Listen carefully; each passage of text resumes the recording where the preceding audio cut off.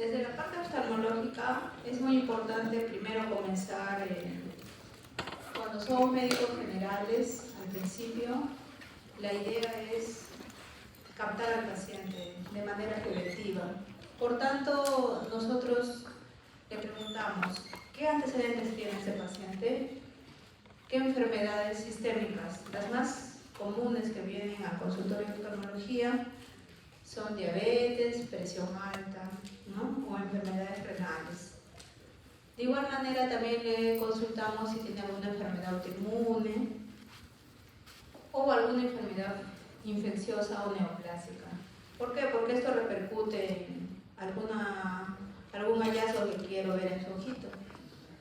De igual manera le pregunto si se ha hecho alguna cirugía de los ojos, ya sea del segmento anterior o del segmento posterior.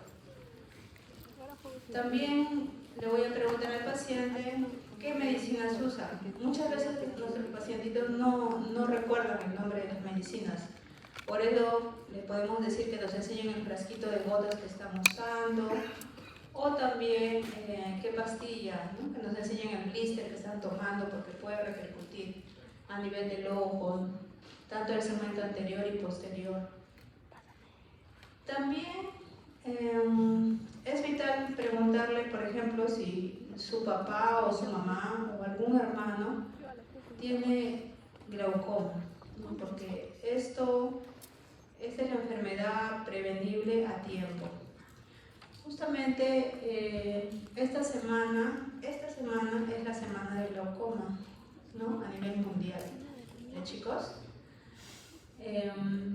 También le preguntamos si ya vienen con una enfermedad de fondo de base de la parte oftalmológica. Algunos pacientes, por ejemplo, ¿no? Manifiestan tener ojo seco crónico o alguna otra enfermedad. Asimismo, si se golpearon el ojito, tuvieron algún trauma ocular, eso también consultamos. Y todos los goteros que nos pueden enseñar, porque muchos pacientes que tienen glaucoma no saben que tienen glaucoma. Y cuando tú le dices que te enseñen los frascos, ves que son antihipertensivos oculares. De igual manera, después de los antecedentes, le consultamos al paciente por qué motivo es su consulta. El paciente te puede decir, bueno, de un momento a otro la agudeza visual, la visión se me ha bajado. Entonces, es importante decir si esta visión se ha bajado bruscamente o progresivo, ¿no? Si es agudo, subagudo, de manera crónica. También le preguntamos si ve doble, ¿no? A veces pueden ver doble en la misma línea, de manera horizontal, una diplopia horizontal, o doble, una diplopia vertical, arriba o abajo. Otros pacientes nos manifiestan, por ejemplo, que ven luces de colores. Eso también es importante que lo anoten, ¿no? Halo de colores. O que se le bajó bruscamente la visión y ya no ven nada, ¿no? Generalmente son traumas oculares o alguna diabetes muy descompensada metabólicamente. De igual manera, le preguntamos si tienen algún dolor, algún disconfort en el ojo, y en qué momento del día, ¿no? Muchos pacientes que usan bastantes computadoras o bastante celular vienen con astenopia, con fatiga visual. De igual manera, también nos pueden manifestar que sienten como si un cuerpo extraño estuviera en su ojo, si algo sienten en su ojo y por tanto les tenemos que revisar el segmento anterior. También nos manifiestan que pueden sentir que la luz, cuando les llega, sienten que les mortifica demasiado. Esa es la fotofobia, por N causas, ¿no? De igual manera pueden referir dolor de cabeza, cefalea o resequedad de los ojos de la córnea. Bueno, entonces después de tomar los antecedentes, el motivo de la consulta, empezamos el examen de la agudeza visual. Hay muchas cartillas que ustedes tienen que conocer, porque van a tener pacientes desde pediátricos hasta adultos. Por ejemplo, esa cartilla que ven, que están unas figuritas. Esa es la famosa cartilla de Allen. Generalmente son para niños, pero siempre y cuando conozcan, ¿no? Conozcan las figuras, lo reconozcan, sepan que esta figura es tal, para que no haya un problema ahí.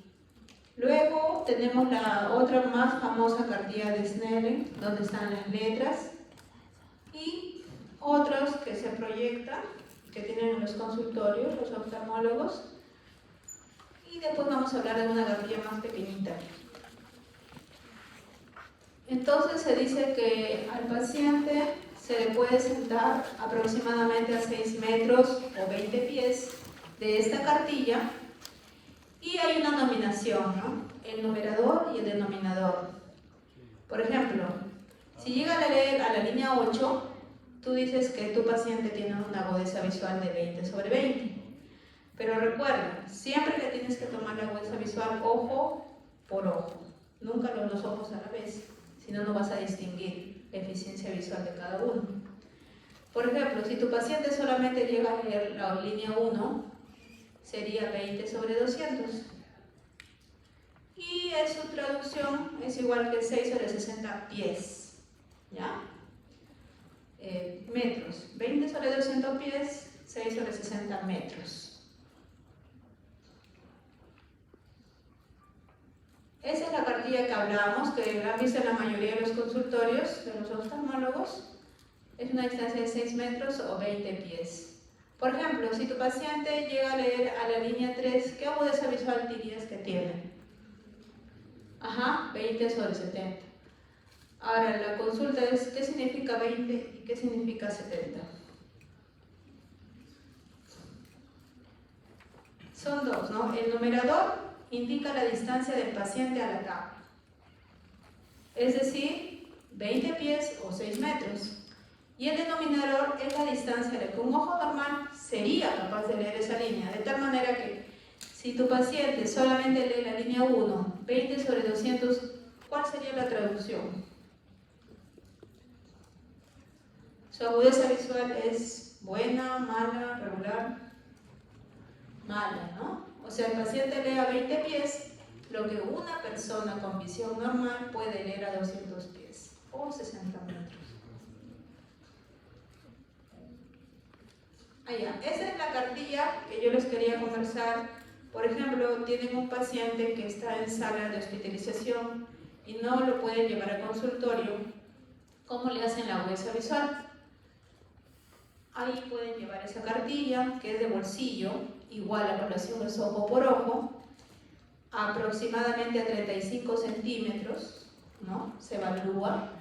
De igual manera tiene todas las líneas del 1 hasta el 8 y según lo que indica sale la agudeza visual, ¿no? Puede ser 20/200, 20/70, XX. Entonces, si nosotros examinamos a un recién nacido,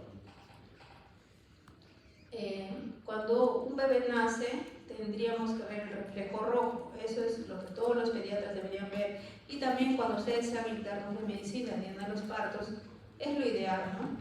Verles el reflejo rojo a los pacientitos recién naciditos. De igual manera, si hay un reflejo de la pupila, ¿no? Una contracción de la pupila, o sea, al estímulo luminoso se contrae. De eso vamos a conversar después. Al mes de nacido, ¿qué es lo que le evalúas al paciente? Le hace seguimiento a la luz, ¿no? En un cuarto oscuro con una linternita, te sigue. A los 2 meses, le buscas un reflejo parpadeo protector. Si tú te acercas tu manito al bebé, sientes que su párpado se cierra. Ese es un reflejo normal, reflejo parpadeo protector, ¿no? Un cierre palpebral al acercar la mano de un momento a otro. A los 4 meses, ¿no? El niño ya sostiene o coge. Tú le enseñas un objeto más o menos vistoso y el niño ya coge. Ese es el reflejo oculomotor. Ese reflejo tiene que estar presente en los bebés. A los 6 meses, ya cuando tú le evalúas con la linternita, ves que sus ejes visuales están alineados. Los reflejos corneales caen en el centro de la pupila. Generalmente ese es un niño normal. Y también puedes evaluar ya con la cartilla de Snell a los 2-3 años, dependiendo de qué tanto te colabore el niñito, porque hay varios niñitos que se colaboran, es cuestión de paciencia ya, nada más. Y ya le sacas qué agudeza visual tiene. Obviamente que a partir de los 5 años, recién va a alcanzar la agudeza visual de 20/20. Menos edad, menos agudeza visual, porque recién está desarrollando.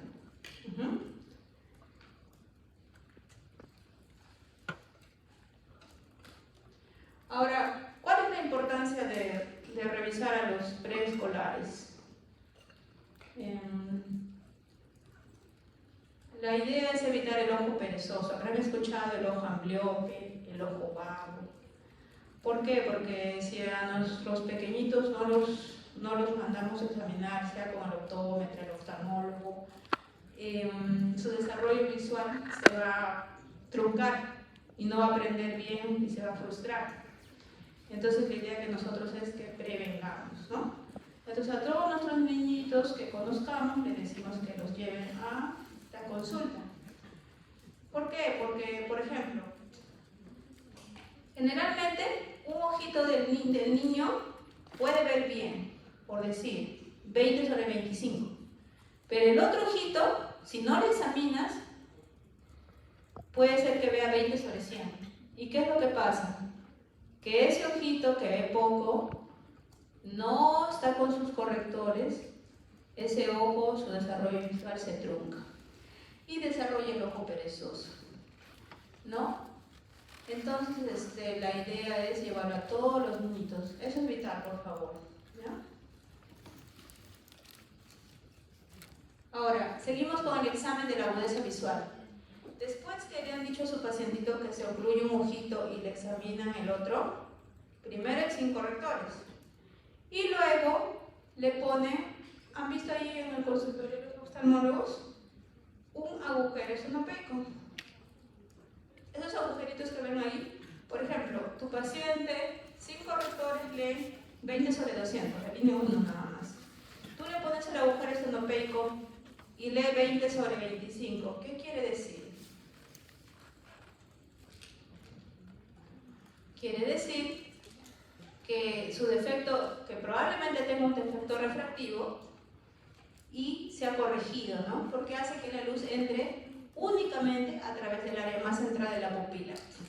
Quiere decir que puede tener alguna medida, miopía, hipermetropía, estigmatismo, no lo sé. Con la agudeza visual tú ya lo puedes mandar a refracción, ¿ok?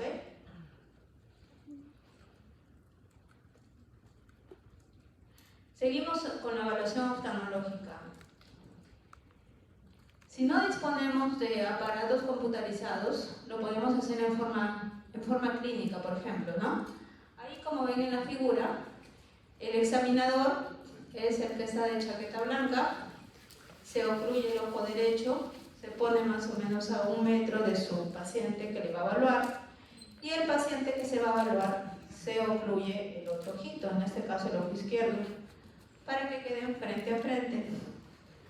Entonces, como ven, su manito del examinador está fuera del campo de ellos. Y conforme se va mirando, va acercando, hasta que el paciente dice, ya lo miro. Más o menos ahí ves qué tanto ve de la periferia. No es algo grosero, no es algo... hay exámenes ya mucho más computarizados, ¿no? Es una técnica de campimetría por confrontación, ¿ya? Esto es lo que les decía. Antes existía la campimetría de Goldman. Todavía tienen algunos, pero es bien tedioso y es bien largo hacerlo, ¿no? Porque es a mano. Ahora lo que hay y lo que está en todos lados, que es mucho más rápido, tiene mayor screening, es la campimetría computarizada. Al paciente le dices que se siente mirando a un punto fijo ahí dentro, el ojo que no está fluido y no tiene que mover, tiene que mirar ahí fijamente y con la manito derecha le dan una especie de mouse y le ponen diferentes intensidades de luminosidad y conforme va apareciendo en mayor o menor, él va apretando con su manito y así va saliendo, por ejemplo, este examen, ¿no? Ahí se ve qué tanto del campo visual tiene o está bien o está alterado.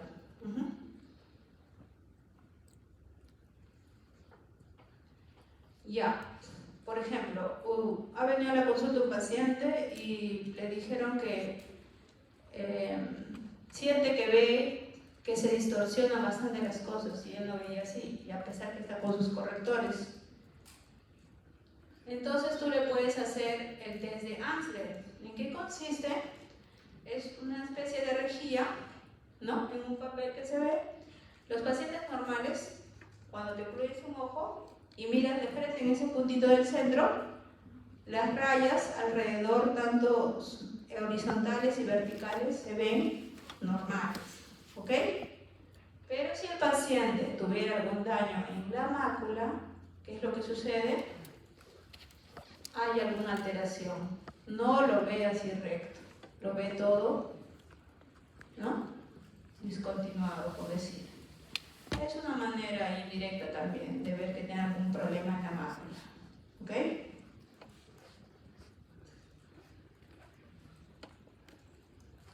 Seguimos con el examen oftalmológico. Disponemos de una linternita. La linternita, más o menos a 66 centímetros del paciente, el médico o el evaluador le dice que mire de frente. ¿Y qué empezamos a ver? Después vemos lo que es el segmento anterior del ojo. Vemos cómo está la piel del párpado, cómo está, si hay algún edema, si hay alguna zona rojiza, si hay nódulos, pápulas, alguna lesión, muchas veces benignas que se ven. Se explora de igual manera cómo está el canto interno, el canto externo, pueden haber secreciones, pliegues.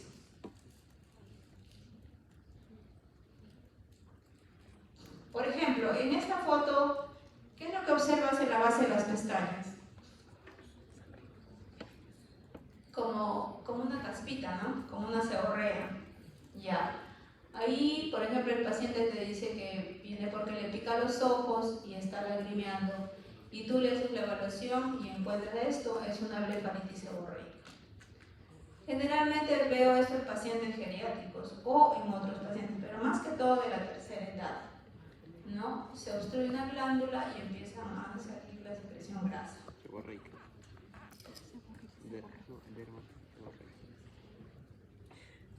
Ya, sigue evaluando al paciente la parte anterior del ojito y puedo comparar un ojo con el otro. Por ejemplo, si miras el ojito derecho y el ojito izquierdo, ¿en cuál está la alteración? Claro, en el derecho, ¿no? Hay una caída del párpado mucho más pronunciada. Es una probable tosis de etiología determinada. De igual manera puede ser...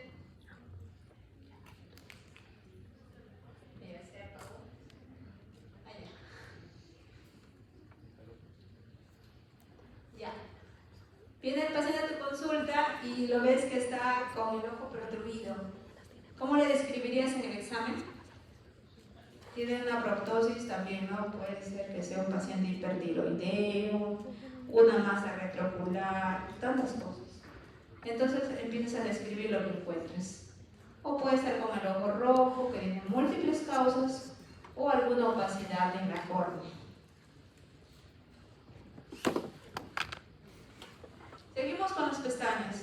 Si tú evalúas la pestaña y encuentras que está así cambiado de color a blanco, tú lo describes como poliosis. La dirección de las pestañas, ¿es normal que vaya a la córnea? Para nada.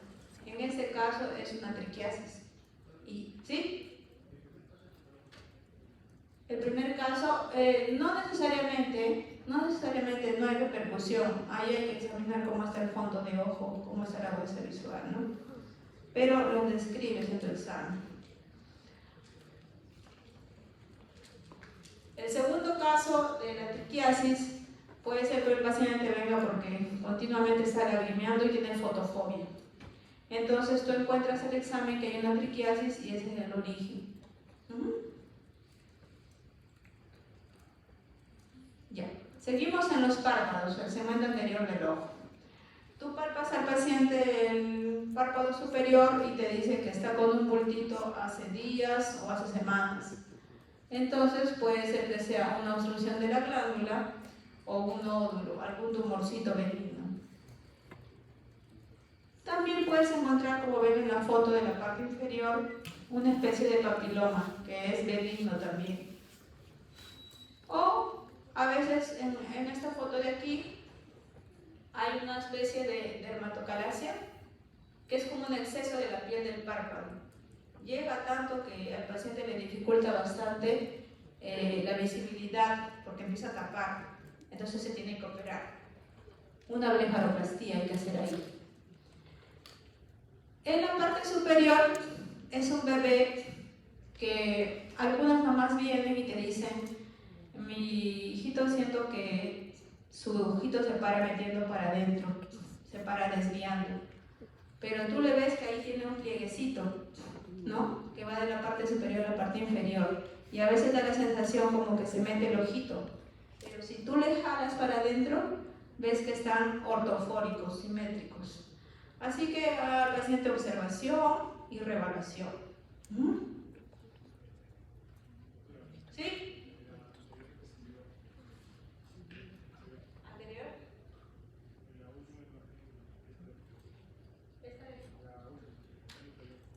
Ya. Ahí es la imagen de un párpado inflamado, ¿no?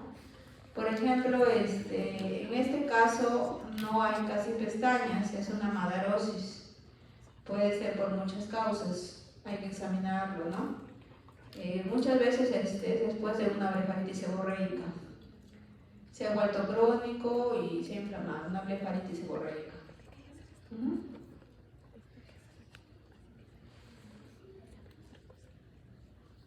Ya, después de los párpados que sigue, vamos a evaluar la conjuntiva.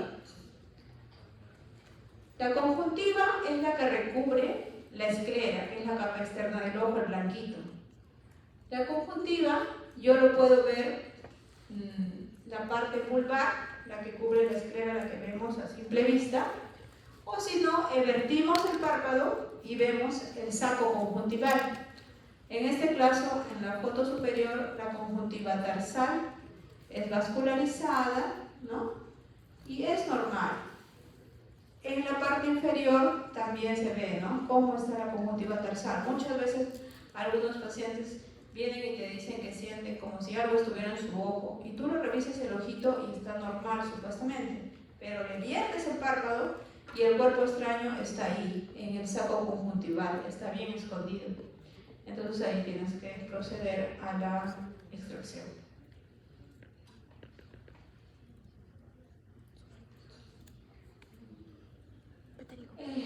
La muy famosa y conocida carnosidad. Acá, pues, ¿no? Ustedes saben que la capa de ozono está bien delgadísima y la exposición constante a la radiación UV es lo que hace crecer ese tejido. Muy común en la selva y muchas partes, en verdad, en todo el Perú. Por eso la recomendación es que caminemos en la calle con lentes de protección UV todo el día, porque puede haber mayor proliferación. En este caso, el pterigio ha llegado a prácticamente pasar un poquito más del borde pupilar, ya en grado 4, es quirúrgico.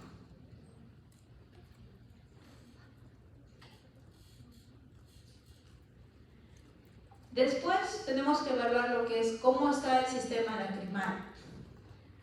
Vemos que la glándula lacrimal está en la parte de la órbita superior, en la parte temporal, y los puntos lacrimales en la parte del lago nasal, a sus costados, los canalículos lacrimales que desembocan en la válvula de Rosenmüller. A la vez en el saco lagrimal, el cual termina en el canal lagrimal que desemboca en el cornete inferior. Tiene bastante relación. Anatómicamente tienen que conocerlo. ¿Por qué? Porque, por ejemplo, viene un paciente a su consulta y, por ejemplo, la foto superior, ¿qué es lo que les parece? Está justo en el lado de la parte lacrimal. Entonces, lo más probable es que sea una aracnocystitis. En la foto superior es de un paciente adulto, en la foto inferior es de un niño, ¿no? De forma aguda, se inflamado. Puede ser por una infección o puede ser una obstrucción del canalículo. Entonces ahí hay que darle tratamiento.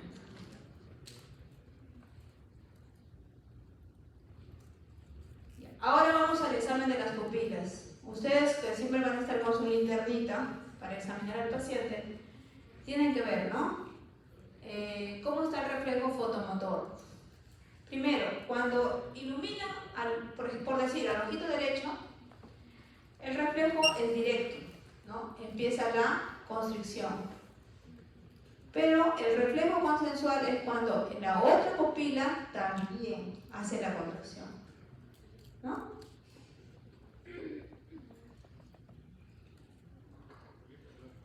Sí.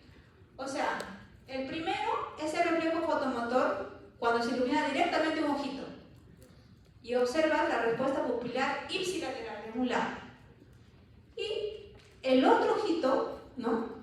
Que es el reflejo consensual, la iluminación es directa de un ojo y se observa la respuesta pupilar del otro ojo, contralateral. Ese es el reflejo consensual, ¿sí?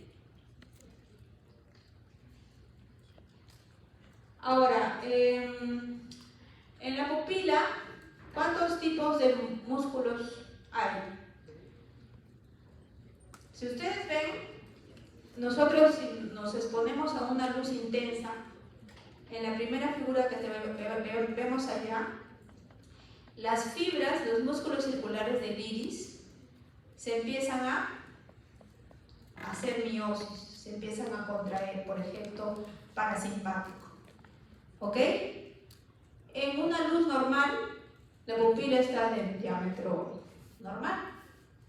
Pero si nos metemos a un cuarto oscuro o luz muy bajita, como es una luz tenue, los otros músculos radiales del iris, que están periféricos, actúa el sistema simpático y se empieza a dilatar, empieza a hacer midriasis. Por eso también la recomendación es que no estén viendo mucho tiempo la computadora, la televisión con la luz apagada.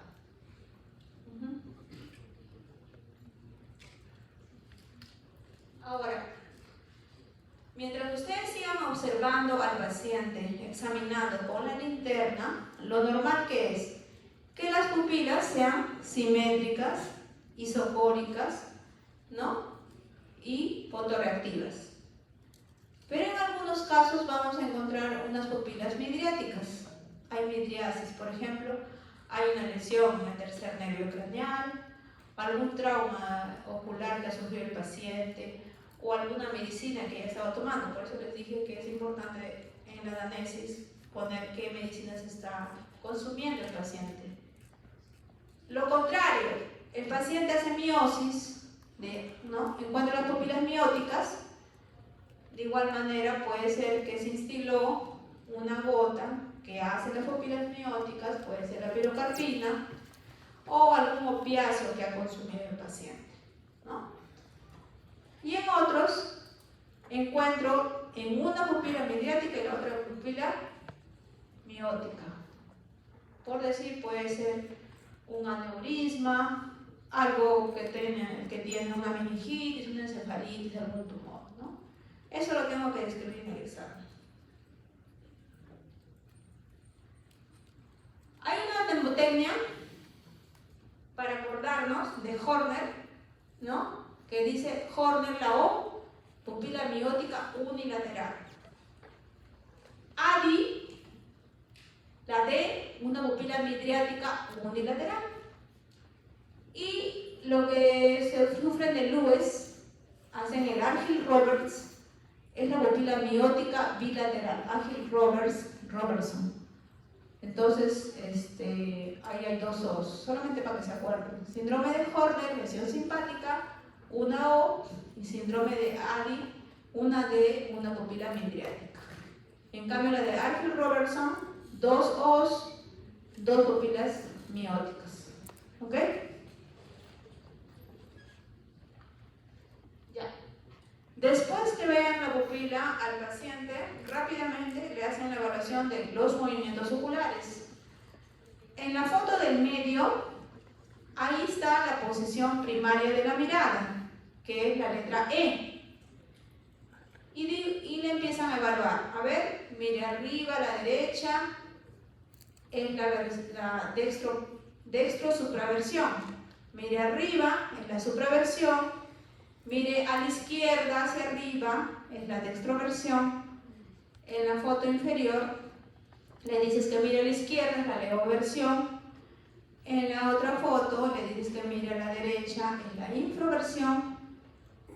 Y en la siguiente foto, mira hacia abajo, hacia la derecha, la infraversión. Y en la siguiente foto es la levo-infraversión, hacia abajo a la izquierda. Si cumple con todos los movimientos, están normales. Solamente lo describen. Movimientos oculares normales. Nada más. Y por tanto, es bueno que sepan que el oblicuo inferior hacen su diagrama, su X, su cruz.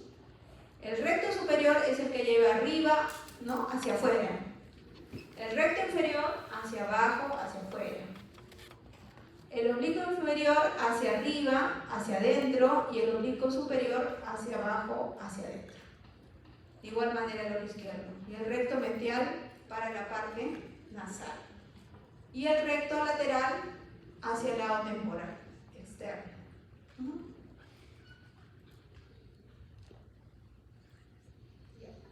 Antes hablamos del test de Hirschberg, que nos podemos más o menos de 66 centímetros. Le alumbramos con nuestra linternita la córnea. ¿Y qué es lo que tenemos que mirar? Por ejemplo, en la parte superior, en la foto superior vemos que el reflejo, ¿en dónde cae? En el centro de la pupila. Por tanto, ¿cómo está este paciente? Es un ortofórico, está normal. Pero, si volvemos a evaluar a otro paciente y vemos que el reflejo cae, como ven ahí el puntito blanquito, hacia la región temporal, el paciente es una esotropia, su ojito está un poquito para adentro, por eso que el reflejo se ve a la parte temporal de la pupila. Y en la foto inferior, el reflejo, ¿hacia dónde está cayendo? Hacia la región nasal de la pupila, y se habla que este paciente tiene una exotropia. Y eso también lo tienen que describir.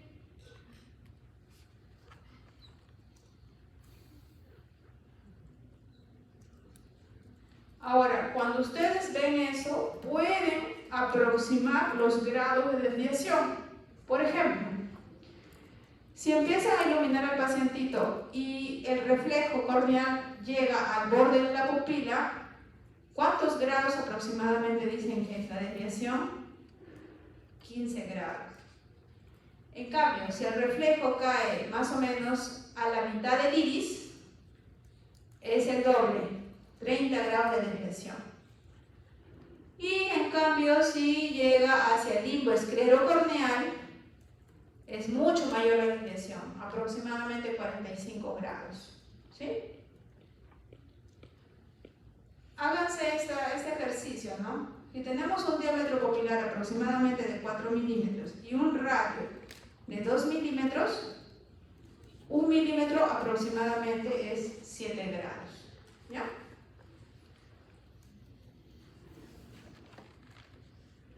Ya. Después que hemos visto las tropias, que es la exotropia, enterotropia, también podemos evaluar las forias. ¿no? Que es una desviación ocular latente. Por ejemplo, en la parte superior, al paciente lo hacemos mirar de frente, que esté mirando un objeto. Después ocluimos un ojito y si vemos ese cruzor es poco transparente, vemos que el ojito se va un poquito para adentro, pero no es que sea una desviación manifiesta, está oculta. Y cuando desocluimos, el ojito tiende a moverse hacia la parte externa. Quiere decir que se trata de acomodar, es una endoforia. Y en la parte inferior sucede lo contrario. El paciente está mirando de frente un objeto, le ocluimos el ojo y el ojito trata de irse para el otro lado, para el lado interno, porque es una exoforia.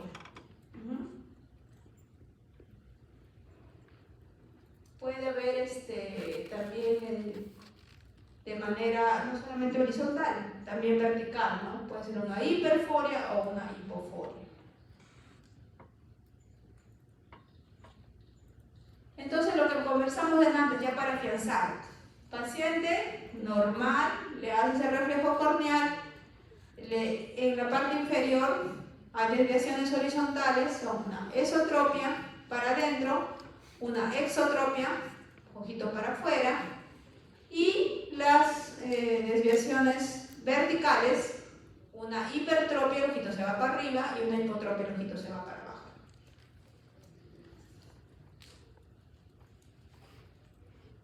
Ya, por ejemplo, acá, ¿qué cosa estamos observando? ¿Qué les parece ahí en la conjuntiva nasal?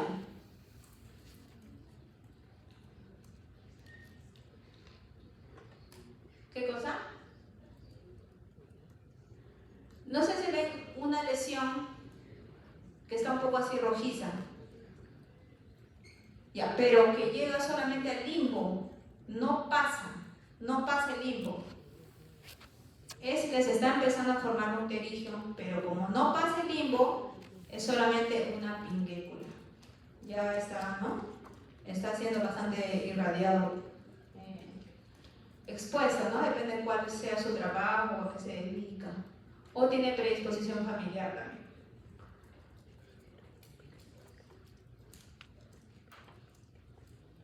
Seguimos evaluando con la linterna que disponemos. Y no sé si han visto en los pacientes geriátricos, alrededor de la córnea, en la periferia, una especie de halo. Eso se llama el gerontoxo o halo senil. También hay queratopatías crónicas o bien evidentes, que en este caso de la foto inferior vemos una lesión o de opacidad en la córnea. Puede ser por un trauma o alguna enfermedad crónica que tenga el paciente.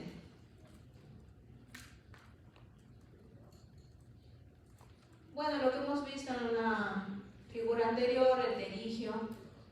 Y en la foto inferior hay una opacidad del cristalino. Se ve, lo que pasa es que esta catarata ya está muy madura y es muy evidente. Porque cataratas leves o moderadas así nomás no se ve.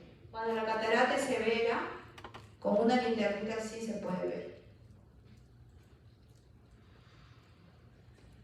Ya. La cámara anterior del paciente, ¿cómo se estima la profundidad con una linterna?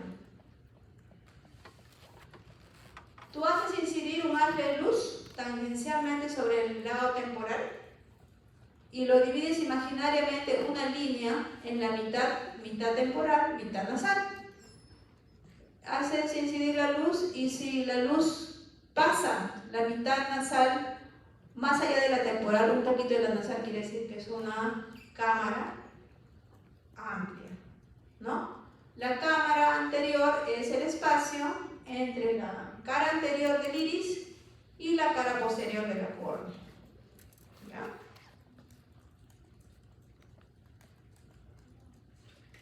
También con una linternita tú puedes evaluar, por ejemplo, una señora viene y te dice, mi ojo se ha puesto rojo de un momento a otro y no he sentido ni dolor, no he sentido ni lagrimeo, ni nada, solamente alguien vino y me avisó que estaba rojo y se asustó.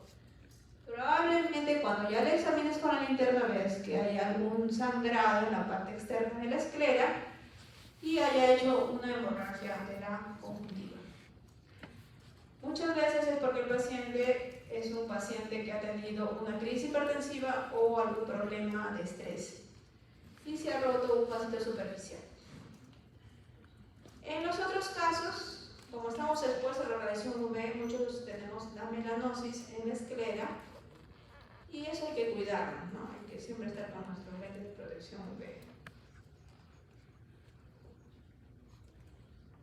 Ahora, los niñitos, como les decía, ¿no? Desde recién nacido tratar de ver el reflejo rojo, porque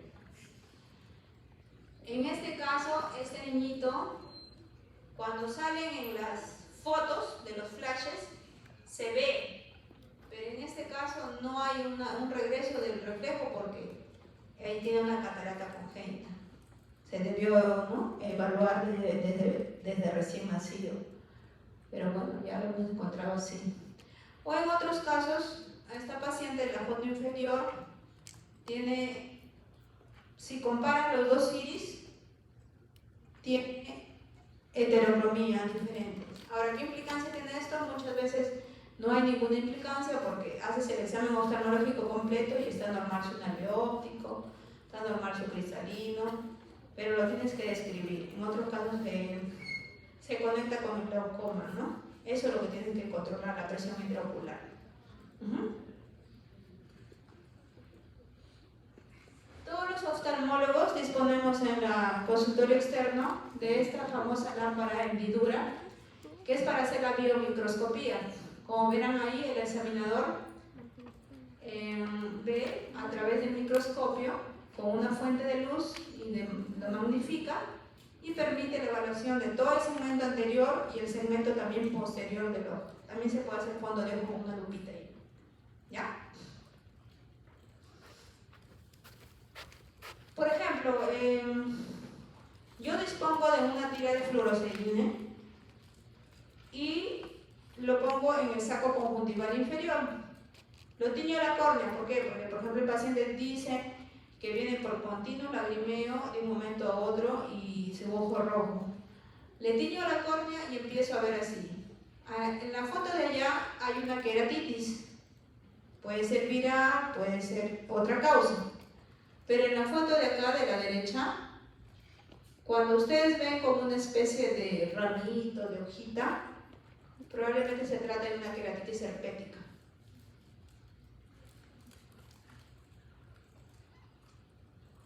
Ya para ir acabando, son casos más raros, ¿no? Algún defecto del iris que puede traernos un coloboma, un defecto congénito, una fisura del iris. Muchas veces no tiene implicancia en la agudeza visual, pero igual hay que describirlo. El cristalino, cuando evaluamos en esta lámpara, vemos que hay esta opacidad, vemos que hay una catarata, y en la otra foto de la cámara anterior que vemos que hay un lente intraocular de cámara anterior. Puede ser que el paciente se haya operado con una medida alta y se haya puesto un lente de cámara anterior. También podemos hacer el fondo de ojo, eso no lo vamos a tocar hoy día porque van a tener su clase de fondo de ojo, pero es parte del examen oftalmológico. Ya en el laboratorio lo van a ver, ya van a hacer práctica entre ustedes. Ahí van a ver toda la retina, el nervio óptico, la mácula, los vasos, ya en forma práctica.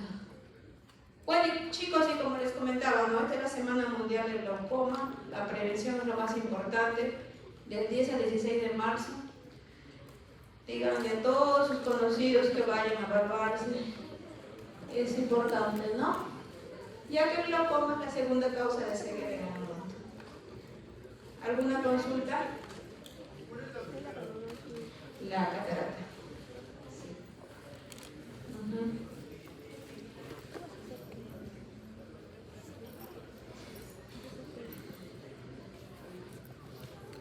¿Alguna otra duda?